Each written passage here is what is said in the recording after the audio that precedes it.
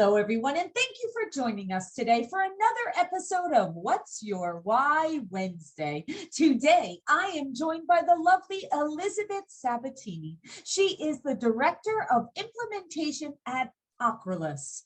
Elizabeth, thank you so much for joining us today, and thank you for saying yes to me after we met each other at the NAM Focus Conference in Orlando, Florida in January.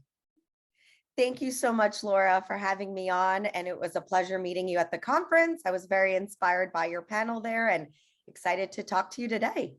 Awesome. Okay, we're going to jump right in. Well, you know, Elizabeth, most of us came into the mortgage industry by accident. But what keeps us here is that it's tied to our personal and professional why. So, Elizabeth, please share with us, what's your why? Laura, I completely agree. I had no idea that I was going to be working in the mortgage industry, but that excites me. There's so much to learn in mortgage, and my why is always finding that motivation and challenge that inspires me, and mortgage provides all of that, right? There's constant evolution and growth and new ideas and technologies that come about. So, my personal why around finding what motivates, what inspires, that's what sort of aligns in mortgage with me. So I have a follow-up question to that. Okay, so here you go, you get a job in the mortgage industry, you're new to it, right? You're hearing all these strange terminologies and conversations happening. I'm curious, what were some of your first thoughts about the mortgage industry when you first joined us? I said, I might not be able to learn as quickly as I once did in my prior, industries that especially our company, Acrolis, was in. We started in small business fintech. It was a short learning curve. We were able to quickly tap into, the space and learn about our customers. And then with mortgage, I said, it's not going to be that easy this time around. But I have found that a lot of the veterans and experts I've met along the way are so willing to help. And I love that. I love collaboration. So knowing that people who know a lot more than me are willing to take the time and coach and train is great. That's something I hope to pass down. Well, that makes me very happy because as one of the veterans of our industry, that's what we strive for. When I came into this industry, it was kind of different. It was more of it kind of was like a closed door. It's kind of like if you didn't know the password to how to get past the door, you weren't getting any help. Thankfully, that's changed. Thankfully, people are much more open to share and collaborate. And we know that through collaboration, we all grow and do better. So I'm happy to hear that. That is awesome. Okay. So my next question, and this is the one I really, really enjoy because everyone has their own personal experiences and growth that they receive through experiences they have. So can you please share with us, give us a story when you realize the impact that you have on others?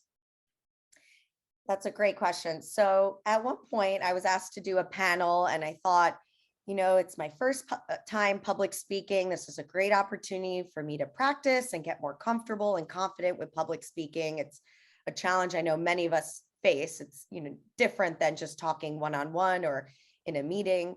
So I sort of agreed to do it, thinking it was a small event and, I had nothing to lose. And then long behold, the event, triples in size. There's hundreds of people and I had no idea what I was getting myself into, but I share that story with a lot of others that I work with, that I, network with, women, and tell them and be completely honest and authentic and say, I was scared and I felt like I was taking a risk and I might mess up and not know what I was saying on that panel. And I think that impacts of that story when I share it with others is that people realize it's okay to not feel 100% certain. And sometimes authenticity and risk and bravery makes up for, lack of experience or not being the best public speaker that you may be. Just taking that step into something that you're not comfortable with and knowing that, worst comes to worst, I get back up and I learn from it, but it's something, regardless I can do and I can accomplish. I love sharing that story because I do think it has an impact on others. And I see it, a weight lift off of other shoulders saying, hey, wow, you did that. Okay. next time, someone asks me to do a blog post or talk on a podcast, I hope that, they say yes. Yes. And you know my philosophy about that. I believe you should say yes every day, like the book behind me, because how can we ever grow if we continue to be complacent in what we've always done before? We can never get better. We can never improve. And yes, it's scary. It always is scary doing something the first or second or third time, because you may not be as confident, but it takes those little steps that makes it so that we can begin to run and we can begin to go faster. So I always like to say, when I rolled out my book, I said something, and I have to remind myself of this sometimes. If we had a little baby and all of a sudden that baby is starting to stand up and the baby's holding on to the table, eventually that baby is going to walk. We know the baby's walking, right? At some point, whether it's at this month or this month, that baby's walking, and we're not going to stop helping them until they walk. Right. Why is it that as adults, we just give up? We just, and regardless of what the goal is, regardless of what it is, we just say, that got complicated. I got a little frustrated. I might be a little embarrassed. No, if you were the baby, you would keep getting up until you walk. Exactly. We need to have that same mentality as adults. I agree. Awesome. And that's something I've tried to embody, definitely. Yes. And we're, believe me, it's a movement going on, Elizabeth. I mean, I'm telling everyone, we're pulling everyone out of that comfort zone. Love it. All right. So now let's go to the leader side.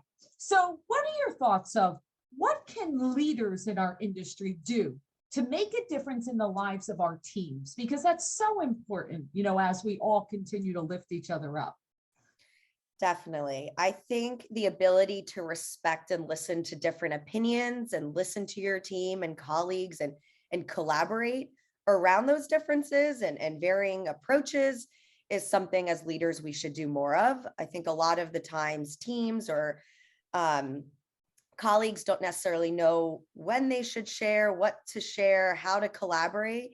And I think as a leader, make it known that you respect different thoughts. And as a leader, I try to be really compassionate in that way and ask a lot of hows and what would you do? And, to get my teams thinking and really pushing themselves and challenging themselves. So I think as leaders, we can all be fair in that way and listen to others and be compassionate, not to say that, we shouldn't be tough and we shouldn't be,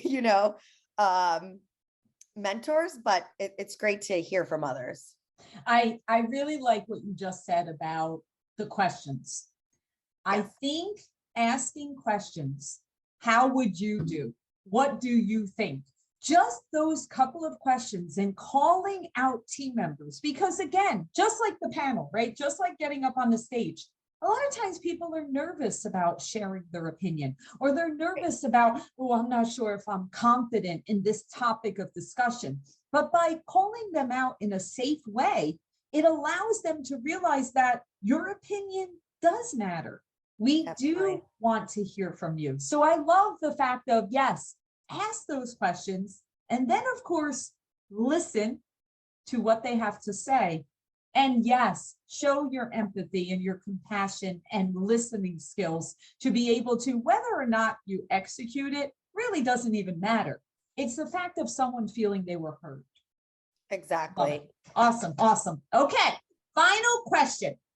All right. This is fast forwarding. This is as you're building your career. I want to know, how do you want to be known in the mortgage industry? And the way I want you to define it is, if you weren't in the room, how would you hope others would describe you? Give me a couple of words that they would use. Yeah, that's a great question. Really makes you think, doesn't it? It does. It does. Yes, I would say, driven and motivated. And I use the word driven because there's a lot of challenges and potentially roadblocks, right? Regulations and, adoption of technology and new practices that, you know, at least in my opinion, mortgage can easily be a setback, a challenge, something that gets in your way. So I'd love to be that person that is constantly driven and learning from those moments, and not just, I guess, what we were saying earlier, you know, stuck in one place or stagnant, like someone that's always moving forward. Right. Yeah. Not just repeating the same process, but actually analyzing what is happening. It's funny. I say sometimes that if there's something in front of me, I'm either going through it, over it, or around it because it's not stopping me. So yes, that's what you're looking for. You're driven because whatever that boulder is, whether it's regulation, whether it's lack of adoption, whether it's whatever challenges come, you're going to figure out a way to go over, through, or around it. Exactly. That's a great way to put it. Awesome. I love it, Elizabeth. Well, thank you again so much for saying yes to being with us and sharing your why. It's so important that everyone gets to see how amazing our industry is, and just as this opportunity for us to learn from you. Thank you so much. Thank you so much, Laura. Pleasure.